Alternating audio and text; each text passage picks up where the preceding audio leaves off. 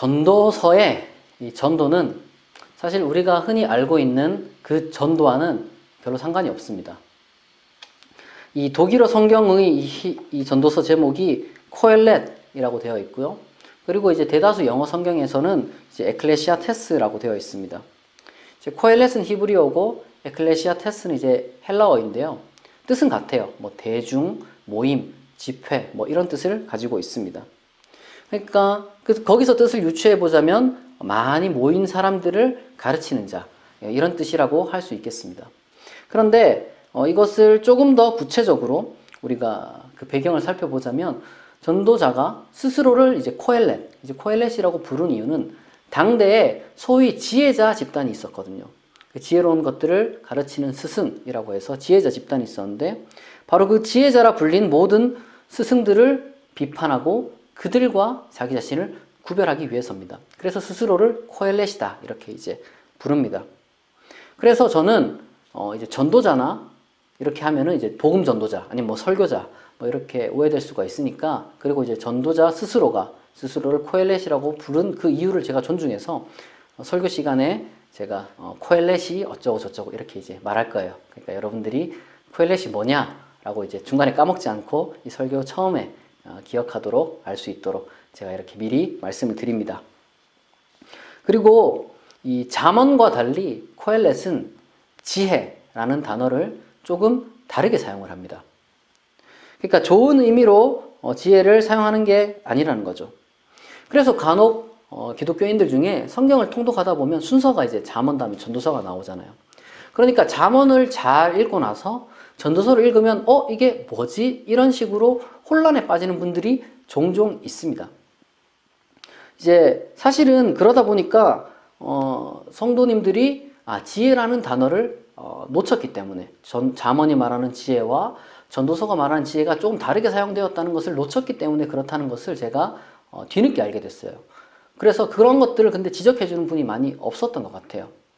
물론 이제 지금 이 얘기를 들으면 그러면 잠언과 전도서를 어떻게 비교해서 읽어야 되지? 뭐 이런 의문이 드실 수도 있지만 아마도 그런 의문도 설교가 끝나게 되면은 어느 정도는 해소되지 않을까 그렇게 생각을 합니다. 그런 것처럼 전도서는 잠언뿐만 아니라 그 사용하는 언어 자체가 굉장히 독특해요. 자기만의 방식으로 언어들을 사용합니다. 그리고 그런 독특함이 번역의 한계로 인해서 우리에겐 조금 덜 와닿아요. 그런 문제가 조금 있어요. 예를 들면은 히브리어를 우리가 살피지 않으면은 정작 코엘렛이 의도하지도 않은 그런 함정에 빠질 수도 있다는 거죠. 오해한다는 거예요. 그 의도를. 전도서에 보면은 쾌락을 지칭하기 위해서 심화라는 히브리어 단어를 쓰는데요. 원래 그 심화라는 단어 자체는 뭐 축제의 기쁨을 지시하는 게 맞아요. 그래서 일반적으로 굉장히 밝고 긍정적인 느낌으로 기쁨으로 번역되는 게 일반적이고 맞습니다. 그런데 코엘렛은 그런 단순한 즐거움, 밝은 모습이 아니라 약간은 우리식으로 따지자면 쾌락 이런 것들을 강조하기 위해서 그 단어를 사용을 합니다. 이 쾌락이라는 것이 전도서에서는 그렇게 그다지 긍정적인 의미는 아닌데 이걸 기쁨으로 우리말 성경에서 주로 번역하는 바람에 많은 사람들이 그것을 말하는 그 본문에서 마치 긍정적인 의미를 긍정적인 것을 지금 코엘렛이 말하는 것처럼 오해를 하게 됩니다. 그러니까 이런 것들이 근데 누적되다 보니까 정작 전도서 전체가 이 코엘렛 전체가 주고자 하는 메시지와는 정반대로 다시 말해서 코엘렛은 풍자하고 조롱하고 때로는 심지어 비웃기까지 하는 그런 부분을 우리는 마치 긍정적인 메시지로 착각해서 받아들이게 된다는 것이죠. 그런 잘못된 해석을 우리가 할 때가 적지 않습니다. 물론 제가 지금까지 성경을 여러분들이 통독해오면서 아니면 큐티를 한다거나 여러 가지 많은 그런 통로를 통해서 그리고 또 설교를 듣거나 아니면 신앙서적을 읽으면서 그런 전도서의 메시지들을 긍정적으로 해석해왔고 그리고 또 그것을 받으면서 은혜로 여러분들이 받았다는 것을 제가 부인하는 게 아니에요. 그게 잘못됐다고 지적하는 게 아닙니다. 만약 여러분들이 그렇게 해서 힘을 얻고 은혜를 얻었다면 저는 그것이 굉장히 아름다운 경험이었다 이렇게 말할 수 있습니다. 결코 그것을 부정하는 게 아니에요. 다만 여러분들이 지금 제 설교를 통해서 그렇게 전도서를 읽는 방법이 있구나 라는 것을 하나 더 알게 되는 것을 저는 원할 뿐이에요. 그러니까 신앙이 여러분들이 풍성해지면 좋겠어요. 제 전도서 해석과 설교가 기존의 것들과 조금 다를 수 있겠지만 그럼에도 불구하고 여러분들의 이전의 신앙의 경험들을 해석들을 제가 부인한다기보다는 조금 더 풍성한 이런 식으로도 읽을 수 있고 이런 식으로도 우리가 누릴 수 있는 게 있구나라는 것을 깨달았으면 좋겠습니다. 그러면은 정말 유익한 시간이 될 거라고 생각을 해요. 좀 서론이 길었죠? 전도서 설교하는데. 전도서의 코엘렛이 볼 때 사람들을 분류하는 기준들이 몇 가지가 있습니다. 가장 대표적인 것이 바로 지혜로운 사람과 그리고 우매한 사람입니다. 지혜로운 사람은 살아가면서 많은 것을 얻을 수가 있어요. 뭐 예를 들면은 재산을 불려 나갈 수도 있고 그걸 통해서 스스로 즐길 수도 있지만 남을 도울 수도 있습니다. 그리고 또 지혜가 있는 사람은 역경을 딛고 왕이 될 수도 있고 죽음이란 무엇인가 이런 어떤 철학적인 고민을 하는 성찰하는 사람이 될 수도 있고 그리고 또 사물의 이치를 깨닫는 사람이 될 수도 있고 인격을 또한 다듬는 사람이 될 수도 있고 어느 것이 바른 길인지 스스로 판단할 줄도 알고 언제 누구와 말을 할 때 어떻게 또 말을 해야 될지 알 수 있습니다. 하지만 지혜가 없는 사람들은 정반대의 길을 걷는 거죠. 지금까지 말한 것들을 다 누리지 못하는 것입니다. 그래서 사실 많은 사람들이 지혜로운 사람이 되고자 애를 씁니다. 그리고 또 다른 분류법이 있습니다. 의로운 사람이 있고 불의한 사람이 있습니다. 사실 뭐 굳이 제가 의로운 사람이 어떤 사람인지 불의한 사람이 어떤 사람인지 얘기를 하지 않아도 여러분 스스로가 잘 아시리라 생각을 합니다. 그런데 코엘렛은 그렇게 지혜롭건 우매하건 의롭건 악하건 다 똑같다고 말합니다. 이게 도대체 어떤 의미일까요? 전도서 9장 1절에서 3절을 읽어보겠습니다. 이 모든 것을 내가 마음에 두고 이 모든 것을 살펴본즉 의인들이나 지혜자들이나 그들의 행위나 모두 다 하나님의 손 안에 있으니 사랑을 받을는지 미움을 받을는지 사람이 알지 못하는 것은 모두 그들의 미래의 일들임이니라. 모든 사람에게 임하는 그 모든 것이 일반이라. 의인과 악인, 선한 자와 깨끗한 자와 깨끗하지 아니한 자, 제사를 드리는 자와 제사를 드리지 아니하는 자에게 일어나는 일들이 모두 일반이니 선인과 죄인, 맹세하는 자와 맹세하기를 무서워하는 자가 일반이로다. 모든 사람의 결국은 일반이라. 이것은 해 아래에서 행해지는 모든 일 중에 악한 것이니 곧 인생의 마음에는 악이 가득하여 그들의 평생에 미친 마음을 품고 있다가 후에는 죽은 자들에게로 돌아가는 것이라. 짧게 말하면 죽음 앞에서는 다 똑같다는 거예요. 다 평등하다는 겁니다. 그런데 코엘렛은 거기서 또 멈추지 않아요. 우리는 죽음에 대한 많은 성찰을 가진 사람들을 알고 있습니다. 코엘렛은 그런 것도 지적을 하는 거예요. 코엘렛에 의하면은 죽는 것보다 사는 게 더 낫다라고 말하는 사람도 있는가 하면 그럴 바에는 태어나지 않은 인생이 더 나을 수도 있고 아니면은 죽는 인생이 더 낫다고 말하는 사람이 있다는 것을 코엘렛은 다 알고 있습니다. 그런데 코엘렛은 바로 그러한 진지한 고뇌와 선택에도 냉소적으로 반응한다는 거예요. 코엘렛은 죽은 자는 기억되지 못할 것이고 또 그 모든 것을 알면서도 그럼에도 삶을 선택한 자에게 지혜와 정의는 허무할 것이고 미래의 무지하기에 결국 허락되는 것은 다른 짐승들과 다를 바 없는 심하, 아까 말했던 쾌락밖에 없다는 거죠. 물론 어떤 분들은 그렇게 이야기할 수 있습니다. 아니, 전도서에는 그래도 이렇게 하라 저렇게 하라 명확한 게 있잖아요. 전도서에는 하나님이 인정하시는 삶의 어떤 부분들이 있잖아요 하면서 지금 하신 말들을 약간은 거북스러워 하시는 분들이 있을 줄도 모르겠습니다. 하지만 사실은 그것은 지혜와 정의를 넘어서서 신앙에 대해서까지 코엘렛이 지금 풍자하고 있고 조롱하고 있다는 것을 눈치채지 못했기 때문에 그렇습니다. 예를 들어서 전도서 3장 11절을 보면요. 하나님이 모든 것을 지으시되 때를 따라 아름답게 하셨고 또 사람들에게는 영원을 사모하는 마음을 주셨느니라. 그러나 하나님이 하시는 일의 시종을 사람으로 측량할 수 없게 하셨도다. 는 이 말씀의 의미는 쉽게 말해서 하나님은 모든 것을 다 때가 있게 하셨고 하나님이 사람에게 그 때를 알고 싶어 하는 마음을 주셨지만 허락하진 않으셨다. 그런 뜻입니다. 그리고 전도서 5장 1절에서 7절을 보면요. 하나님 앞에서 서원하는 문제가 나오는데 바로 그 5장의 나머지 구절에서 우리가 볼 수 있는 것처럼 이 세상에 아무리 불의한 일이 일어난다 할지라도 하나님에게 함부로 불만을 품고 말하지 말라는 의미입니다. 5장 20절을 보면 이렇게 되어 있습니다. 그는 자기의 생명의 날을 깊이 생각하지 아니하리니 이는 하나님이 그의 마음에 기뻐하는 것으로 응답하심이니라. 이게 무슨 말이냐면 인생에 대한 자각 없이 쾌락을 쫓는 것도 하나님이 허락하신 것이다 라는 풍자이자 조롱이자 비웃음입니다. 그러니까 우리의 어떤 식욕과 수면욕과 뭐 성욕 이런 모든 것들도 다 하나님이 주신 것이 맞는데 그거 뭐 다른 짐승에게도 있다는 거예요. 다른 짐승에게도. 전도서 9절 중에 가장 긍정적으로 여겨지는 것이 아마도 전도서 9장 7절에서 9절일 겁니다.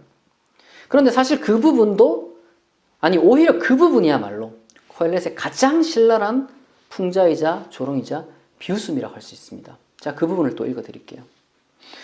너는 가서 기쁨으로 내 음식물을 먹고 즐거운 마음으로 내 포도주를 마실지어다. 이는 하나님이 내가 하는 일들을 벌써 기쁘게 받으셨음이니라. 내 의복을 항상 희게 하며 내 머리에 향기름을 그치지 아니하도록 할지니라. 내 헛된 평생의 모든 날, 곧 하나님이 해 아래에서 내게 주신 모든 헛된 날에 내가 사랑하는 아내와 함께 즐겁게 살지어다. 그것이 내가 평생에 해 아래에서 수고하고 얻은 내 몫이니라. 여기서 말하는 기쁨 역시도 심화입니다. 심화. 여러분 자세히 읽어보시면요. 생명이 허락된 헛된 날들에 쾌락이나 쫓아가라는 거예요. 당장 다음 구절의 10절을 보시면 곧 죽을 테니까 즐기라는 말이 암시되어 있고 11절에는 그 수고에 대한 대가는 정당하지 않을 것이라는 말도 암시되어 있고 12절에는 심지어 그 죽을 날도 언제가 될지 모른다 이렇게 암시하고 있습니다. 전도서 7장 16절과 17절을 보면요. 지혜자도 의로운 자도 되지 말라고 합니다. 사람 간의 학식과 윤리마저 허무하다는 데서 그치지 않고 코엘렛은 인간은 사실상 그런 의미에서 짐승과 다를 바가 없다라고 이야기하는 데까지 나아갑니다. 전도서 3장 17절을 보면, 전도서 3장 18절을 보면 이렇게 되어 있습니다. 내가 내 마음속으로 이르기를 인생들의 일에 대하여 하나님이 그들을 시험하시리니 그들이 자기가 짐승과 다름이 없는 줄을 깨닫게 하려 하심이라 하였노라. 코엘렛은 이런처럼 인간의 자존심과 존엄성을 한없이 짓밟습니다. 사실 이 정도 얘기를 들으면 이런 생각이 들 거예요. 도대체 뭐 어쩌라는 거냐? 도대체 뭐 하고 싶은 말이 뭐냐? 놀리는 거냐? 이렇게 될 수 있어요. 만약에 전도서가 여기서 끝나면은 저도 그렇게 생각했을 거예요. 제 설교가 여기서 끝난다면 그 설교할 이유가 없는 거죠, 사실. 그런데 이것이 끝이 아닙니다. 다행히 코엘렛은 우리를 위해서 교훈 하나를 남겨놓습니다. 그런데 우리가 그 전에 앞서서요. 도대체 코엘렛은 그토록 인생을 풍자하고 조롱했고 냉소적으로 대했는지 우리가 조금 생각해 볼 필요가 있어요. 코엘렛의 비웃음을 먼저 우리가 깨달아야 그 다음에 그가 주는 교훈도 우리가 받을 수가 있습니다. 단도직입적으로 말해서 지금 코엘렛이 무엇을 우리에게 주려느냐 하면은 우리는 살아가면서 한 번은 와장창 깨지는 경험이 필요하다는 거예요. 그런 경험이 없이는 우리가 진정한 어떤 성숙한 그런 의미의 신앙이라는 것을 가질 수가 없다는 겁니다. 인간의 모든 긍정적인 부분들이 있잖아요. 그 모든 것들이 철저하고도 하나도 남김없이 다 이제 깨지지 않는 사람. 그러니까 과거뿐만 아니라 현재와 심지어 미래에 대해서도 무력감을 한번 느끼지 못한 사람은 사실 신앙이 깊은 곳으로 나아갈 수가 없어요. 하나님은 하늘에 있고 인간은 땅에 있습니다. 이 말씀의 깊이를 깨닫지 못하면요. 자신의 어떤 그 의로움과 그리고 지혜와 아니면 삶과 행위가 대단한 줄 알아요. 아니면 인간의, 꼭 내게 아니라도 다른 누군가의 인간의 의로움과 인간의 지혜와 인간의 행위가 위대하다고 생각합니다. 우리는 훌륭하다고 인정을 할 수 있지만 그것이 그토록 감히 하나님의 자신을 대신할 정도로 위대하다고 우리가 오해해서는 안 되는 거예요. 여러분, 결국 어떤 인간이라도 죽으면 흙으로 돌아가고 누구도 영원히 기억되는 사람은 없습니다. 그 사람이 지혜자였건 우매자였건 의인이었건 악인이었건 죽음을 피하지 못하고 그가 무엇을 하였든 간에 그는 영원히 기억되지 못할 겁니다. 그래서 인간에겐 두 가지 길밖에 없는 것처럼 보여요. 뭐냐? 지금 순간순간 쾌락을 쫓아가서 지금 삶을 즐기자는 그런 삶을 살아가는, 어떻게 보면 짐승과 같은 삶이죠. 그렇게 살아가자는 삶이 우리 앞에 놓여질 수가 있고, 그리고 또 다른 삶이 있습니다. 지혜를 쫓는 삶이죠. 끊임없이 스스로를 발견해 나가고 지혜를 추구하고 선을 추구하는 삶. 그런데 여러분, 이 두 가지 다 사실은 절대적인 것은 될 수가 없다는 것을 우리가 정직하게 받아들여야 되는 거예요. 코엘렛은 그것을 우리에게 제시하고 한 걸음 더 나아가서 제3의 길, 신앙의 길을 우리에게 지금 제시하는 겁니다. 뭐냐? 바로 하나님을 찾는 인생이라는 거예요. 하나님을 찾는 인생. 그 길을 우리는 전도서 3장 17절에서 약간 흐릿하게 보고, 그리고 12장 13절과 14절에서, 그리고 전도서의 결말에서 분명하게 사실 볼 수가 있는 겁니다. 원래대로 하자면 전도서 12장 13절과 14절은 코엘렛 그 자신의 가르침은 아니에요. 코엘렛 이후에 누군가가 후대에 붙인 그런 가르침, 주석, 요약 같은 거라고 할 수 있습니다. 어쨌거나 바로 그 코엘렛의 가르침을 잘 이해한 그 코엘렛 주석이라고 할 수 있는 그것은 우리에게 세 가지를 가르쳐 줍니다. 뭐냐? 하나님의 심판이 있음을 기억해라. 하나님을 경외해라. 하나님의 명령들을 지켜라. 사실 이것은 구약 전체를 아우르는 말이에요. 토라와 느비임과 케투빔을 아우르는 말입니다. 하나님의 심판이 있음을 기억하라는 것은 선지자들의 가르침이고, 하나님을 경외하라는 것은 지혜자들의 가르침이고, 그리고 하나님의 명령들을 지키라는 것은 바로 토라의 가르침입니다. 지금 이런 생각이 드실 수도 있어요. 아니, 목사님, 그래서 뭐 구약 성경 읽으라는 얘기예요? 하나님 믿고? 이렇게 생각하실 수가 있어요. 결론 뭐 별거 없네. 이렇게 생각하실 수도 있습니다. 그 단순한 메시지를 왜 그렇게 복잡하게 말씀하신 거예요? 이렇게 생각하실 수도 있습니다. 하지만 여러분, 지금까지 살아오면서요, 혹시나 여러분들 중에 나의 지혜, 나의 처세술, 나의 판단, 나의 선행, 나의 공적, 성공, 심지어 나의 실패로부터 오는 어떤 그 깨달음, 좌절과 고뇌, 그런 그 모든 것들도 다 한번 바람 불면 날아갈 것이고, 언젠가 하나님이 정한 순간이 지나면 어디에도 쓸모가 없고 누구도 기억하지 않을 것이라는 그런 코엘렛의 선언 앞에서 우리가 꿇어 엎드리고 진심으로 자신이 무력한 존재라는 것을 실존적으로, 피상적으로가 아니라 정말로 마음 깊은 곳에서 우러나오는 그런 것들을 마주하고서 고백하고 나서, 그리고 나서 하나님이 어디 계신지 찾고 그 갈망 가운데 여러분 성경을 펼쳐보세요. 그때서야 비로소 새롭게 얻는 바가 있을 겁니다. 기독교에서는요, 이런 것을 성화라고 불러왔습니다. 조금 더 거룩하게 된다는 거죠. 저는 그렇게 생각해요. 기독교인은 성도라고 불리잖아요. 거룩한 사람들. 거룩함이라는 것이 바로 이런 것에서부터 출발하는 게 아닐까, 저는 그렇게 생각합니다. 그리고 우리는 거룩한 사람이 되기로, 그리고 앞으로 거룩함을 향해 나가기로 결심했기 때문에 또한 우리 스스로를 성도라고 규정 짓는 게 아닐까 해요. 코엘렛의 외침, 오늘 읽은 본문에 보면 코엘렛이 그렇게 말합니다. 나도 깨달아 알았도다. 이걸 깨달아 알았다는 거죠.